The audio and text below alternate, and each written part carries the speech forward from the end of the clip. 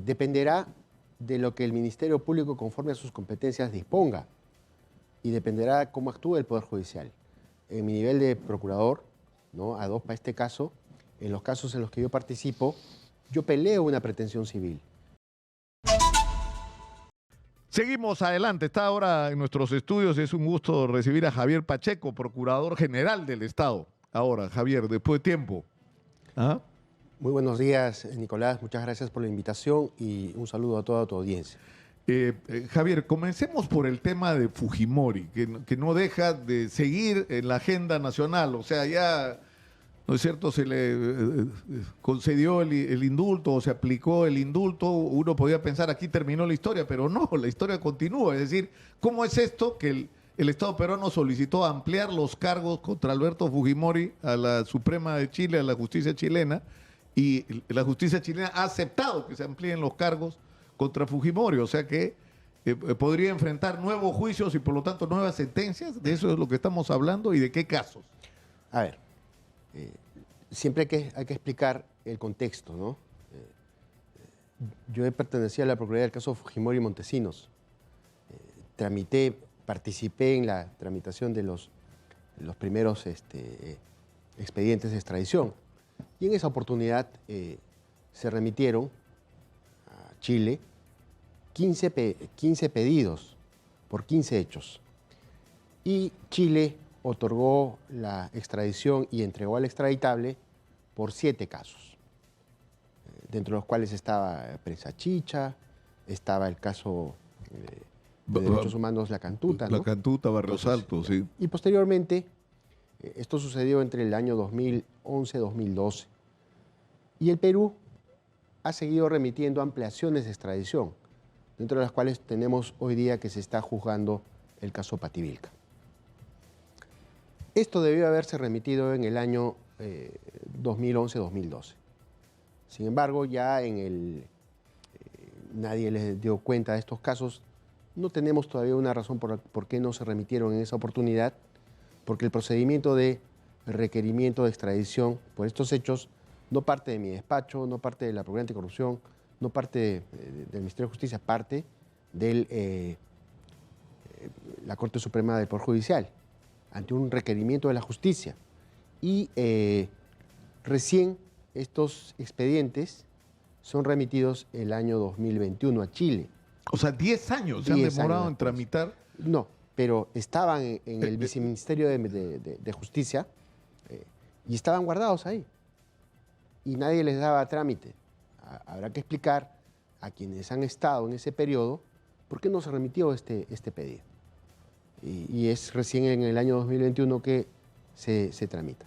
Y en esa línea, hoy la ley que crea la Procuraduría General del Estado establece que tiene que haber un procurador ad hoc para que dirija la estrategia que se sigue a nivel de país ante otro país para conseguir una extradición exitosa.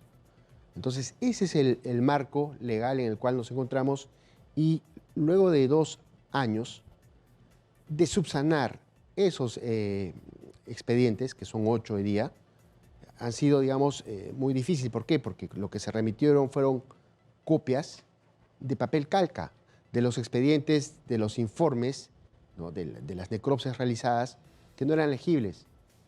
Y lo que tuvimos que hacer es encontrar los folios y ver por qué no se salía la copia legible. Y encontramos que no se podía remitir, porque eran papel calca que se utilizaba en esa época, y lo que tuvimos que hacer para subsanar es tomar fotos digitales de alta resolución, y uno por uno se fue subsanando los expedientes, y posterior a eso ya llega, digamos, a Chile. Dentro de eso también a mí se me dio la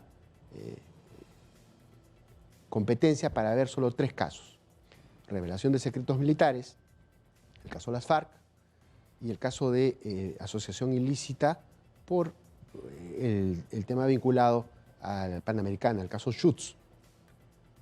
Posteriormente, mi despacho pidió la ampliación de los demás casos en el año pasado, a comienzos de año, y tuve una respuesta negativa por parte de, en ese entonces, el Procurador General, que me dijo: tú no puedes ser el representante del país hacia afuera. De lo cual di cuenta la justicia chilena, y la justicia chilena emplazó al Estado peruano, y tanto el Ministerio Público como el Cancillería nuevamente fueron al despacho del en ese entonces El Procurador señor General, Soria. ¿sí? Y de una resolución en la cual era completamente arbitraria, reculó y se me otorgó recién la ampliación de facultades para asumir estos 5 casos vinculados a violación de derechos humanos y el último que se remitió, que es el de esterilizaciones forzadas, que tienen 44.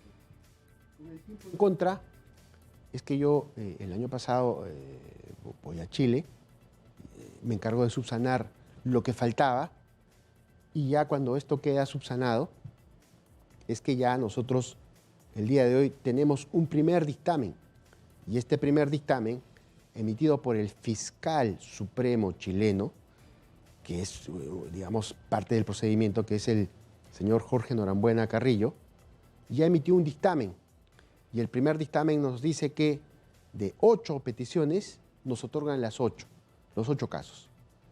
Y seguramente ahora en el procedimiento lo que continúa es que corre traslado a nuestra defensa, liderada por el estudio Segers Abogados, allá en Chile, y ellos tienen 20 días naturales. Y posterior a ello, una vez emitido el informe, que seguramente respaldará este informe, lo que continúa es que le corran traslado a la defensa de Fujimori. Que en este caso ¿Pero quién resuelve ayer? ¿La Corte Suprema? Sí. O sea, la opinión de la Fiscalía chilena es que sí procede, Sí. que se le incluya en las causales de extradición estos 8 delitos. Que se habilite aquí en el país para que se proceda a procesar al extraditado. Claro, porque para que la gente entienda, cuando una persona es extraditada, el país que lo entrega, así es. lo entrega y dice, ya, ustedes lo están reclamando por, en el caso de Fujimori eran 15. Nosotros solo 7. Permitimos la extradición, pero solo lo pueden jugar por 7. Así es. Ahora lo que está diciendo el fiscal es los otros 8 cargos también van y también deberían ser incluidos como... Así es. O sea, habilitan a la justicia peruana. Para que se le pueda procesar en aplicación del principio de especialidad. De acuerdo. ¿Ya? Ahora, ¿eso qué significa? Porque lo que ha ocurrido por lo general es que si la Fiscalía emite una resolución de estas características, lo que hace la Suprema es confirmarla, ¿no es cierto? Es correcto. Y Entonces, el procedimiento sigue así, ¿no? Una vez que se subsane el informe que emita la defensa pública chilena, porque también hay que decirlo, ¿no? Una de las, demoras que tuvo este proceso es que la justicia chilena pidió que Fujimori acredite defensa en Chile. Y al no tener respuesta, se le corrió traslado a la defensa pública. Y se notificó a todos los domicilios que se fijó, ¿no? Y que se conocía. Entonces, o sea que Fujimori en este proceso ha tenido abogados de oficio chilenos. Sí. Porque no acreditó abogados. Bueno, es una forma de dilatar. Ahora, así es. Al final, la conclusión, ¿cuál sería? Que si se ratifica lo que ya es la opinión del fiscal general de Chile, en el sentido de que proceden estos otros 8 casos, Fujimori podría ser juzgado por estos otros 8 casos y sentenciado por estos 8 casos. Es correcto. Entonces, de aquí viene dentro del procedimiento luego 20 días más que pueden ser prorrogables hasta que la defensa pública emita su informe, y 2 meses luego tendremos una sentencia de primera instancia emitida por la magistrada chilena Andrea Muñoz Sánchez, que es la juez suprema, que allá se les denomina ministra.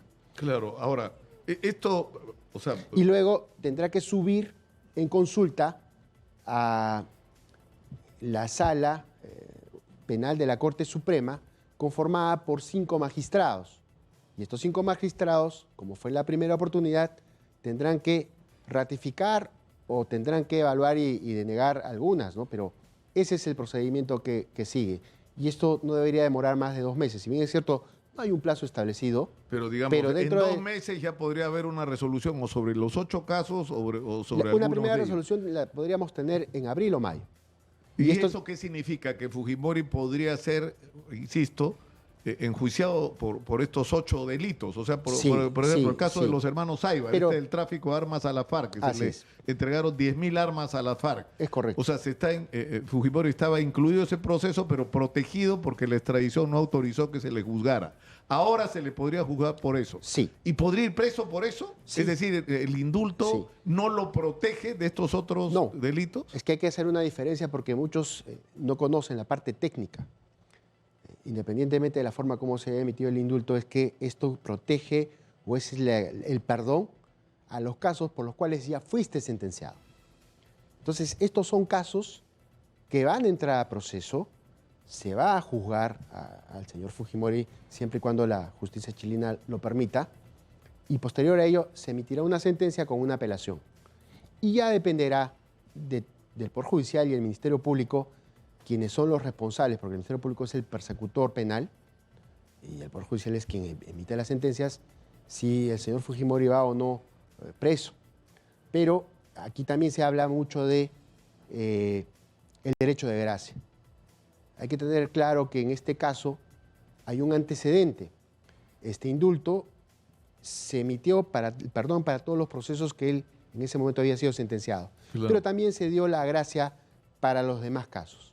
En los procedimientos internos, cuando se emite un documento de estos, de ese nivel, ese derecho de gracia tiene que ser descrito caso por caso. No puede entrar en saco roto y decir para todos los que puedan haber. Javier, y en esa línea hay un antecedente, sí. Tenemos que ir a la pausa para hablar sobre esto, porque, es decir, por lo que dices, es altamente probable que a partir de abril-mayo la justicia peruana esté habilitada para enjuiciar por 8 o por algunos de estos 8 delitos. Es un nuevo juicio y ahí se va a armar otra vez vamos a fujimorizar la agenda, ¿no es cierto? Si Fujimori debería ser juzgado o no, si el indulto lo alcanza o no. Yo creo que hay que aclarar bien ese punto para entender cuál es el escenario que vamos a tener con respecto a este tema en los próximos meses.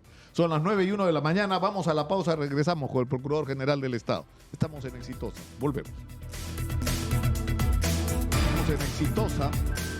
Estamos en Exitosa, la voz que integra el Perú, 95.5 de la FM en Lima. Estamos en el canal 34 de Movistar. Soy Nicolás Lúcar, esto es Hablemos Claro. Está en nuestros estudios Javier Pacheco, Procurador General del Estado. Y nos ha explicado cómo es este tema. La justicia peruana reclamó a Alberto Fujimori para una extradición por 15 delitos, se aprobó por 7 originalmente, pero ahora la Fiscalía General del Estado de Chile ha opinado a favor de la extradición por estos otros 8 delitos. Falta todavía un procedimiento a través de una jueza suprema y de una sala que debe ocurrir en los próximos 60 días. Eso quiere decir que más o menos en mayo probablemente Fujimori tenga que enfrentar nuevo juicio. No sabemos si los 8 o parte de ellos. Sí. Pero la pregunta que yo hacía, Javier, ¿eso qué significa? ¿Que podría ir preso o que el indulto lo protege? Dependerá de lo que el Ministerio Público, conforme a sus competencias, disponga.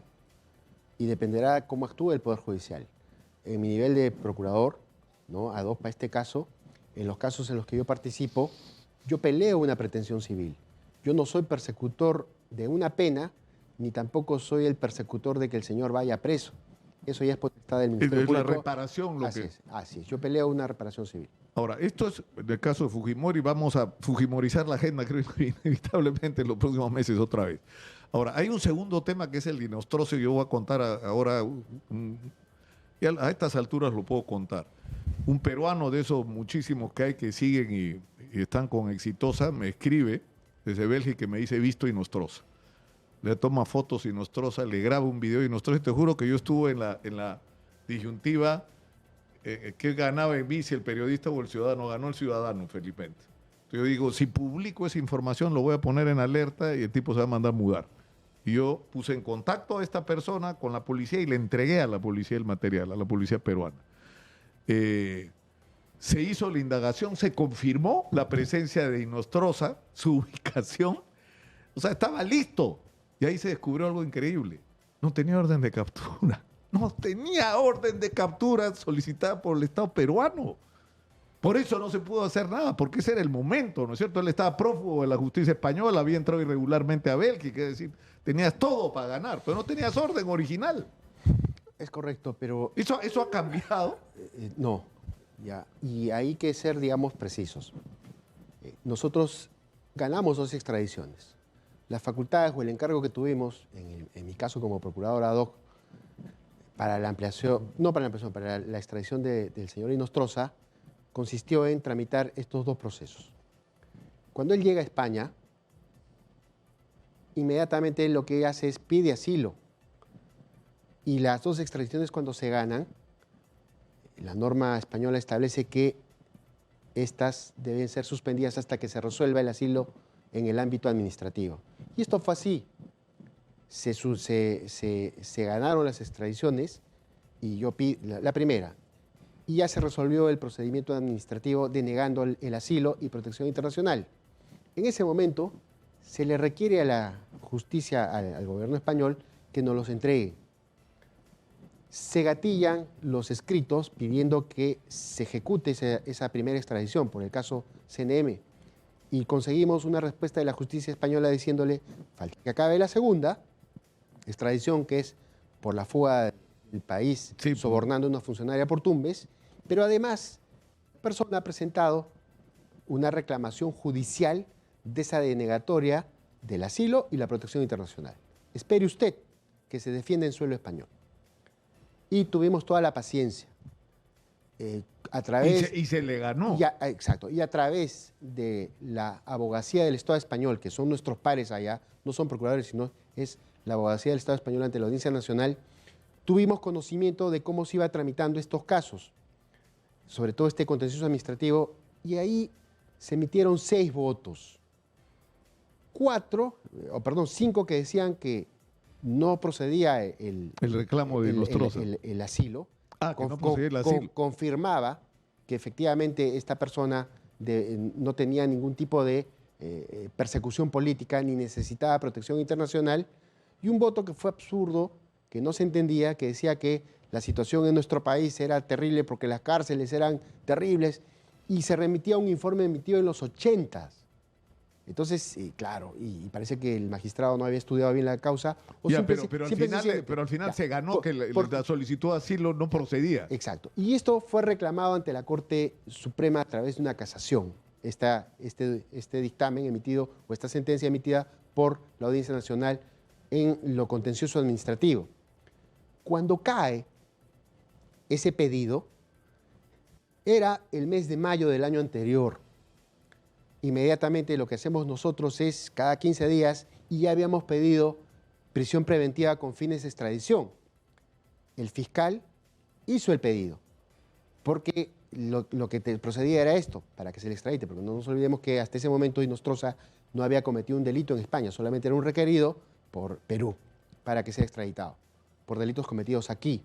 Entonces, lo que sucede es que luego de que la Fiscalía hace el pedido de prisión preventiva con fines de extradición, porque ya se veía que el proceso caía, entonces el contencioso administrativo, donde tenía una medida cautelar que evitaba que se le extradite, la Audiencia Nacional nos dice que no al pedido de prisión preventiva, y además lo que señala es que era más que suficiente que el señor vaya a firmar 2 veces por semana a un juzgado, claro, dando su ubicación.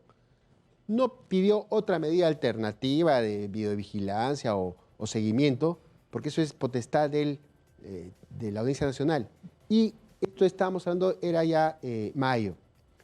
Cuando nosotros tenemos conocimiento de que ya el proceso caía y la abogacía del Estado español ganaba el proceso, inmediatamente nosotros cada 15 días pedíamos informe. Y es por eso que el 15 de junio, la sentencia esta se emite el 28 de mayo, el 15 de junio tomamos conocimiento por el estudio en España que ya él no había ido a firmar el 2 de junio.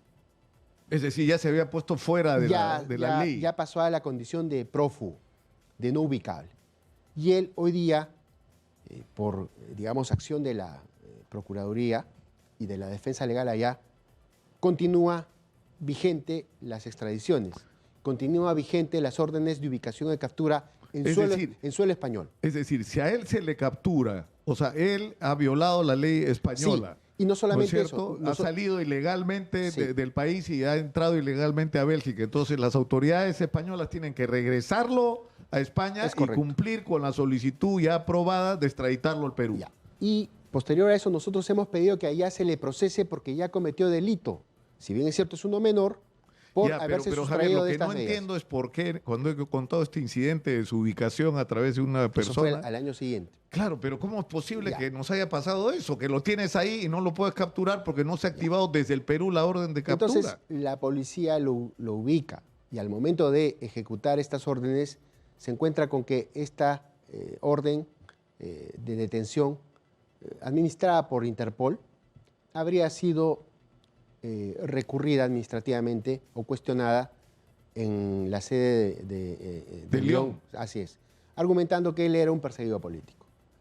Ya le correspondía, tanto Interpol Perú, que le corre traslado al Poder Judicial, que es el dueño de la orden, subsanar Claro, estos simplemente pedidos. notificar a Interpol, oiga, no es así, mira, acá está la resolución. Es correcto. Y hasta ese nivel ya mis competencias no llegan.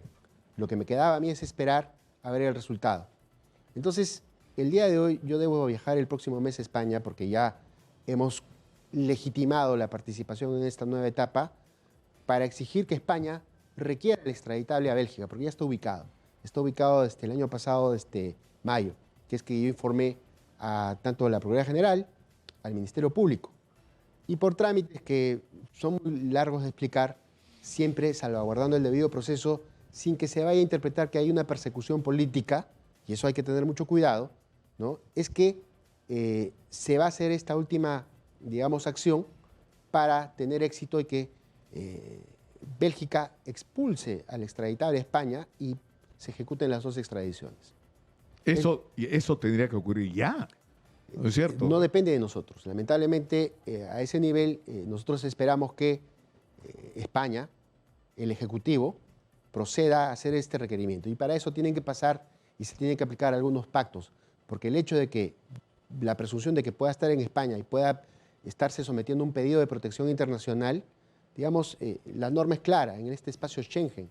Si bien es cierto, él tiene la condición de ilegal hoy día, es probable que quizás esté bajo un pedido o esté nuevamente sorprendiendo a la justicia belga.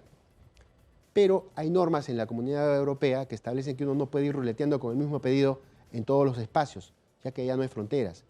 Si bien es cierto, nosotros lo que tenemos que hacer es una defensa diligente y responsable al nivel que nos corresponde. Sin embargo, será el Ministerio Público de nuestro país y el Poder Judicial quien nuevamente activen esas órdenes Claro, de captura. pero es que es increíble. Porque para ellos... O sea, estamos hablando de Nostroza y el escándalo de los cuellos blancos y el protagonista principal no tiene activada la orden de captura. Es correcto, pero esa no es Pero función es de que la no- Procuraduría General.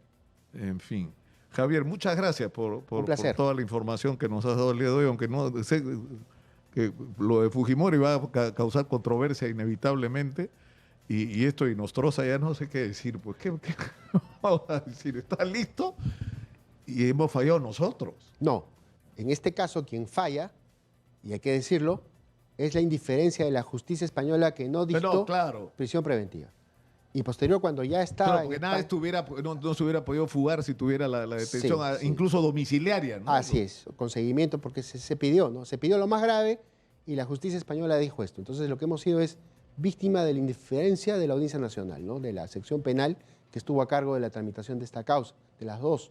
Y Ya, la- pero la parte que corresponde a que la orden de captura no está activada de Perú por este procedimiento Es correcto. es una responsabilidad que Y- nos compete, ¿no? Sí, y nosotros... Bueno, está- no a la Procuraduría, porque ustedes han hecho su parte, ¿no es cierto? Así Y con es. eficiencia hay que Lo decirlo. que debo ¿no? señalar es que tanto Cancillería, el Ejecutivo y la Procuraduría han hecho un trabajo de alto estándar. Sin embargo, esperamos ver que haya resultados en los próximos días.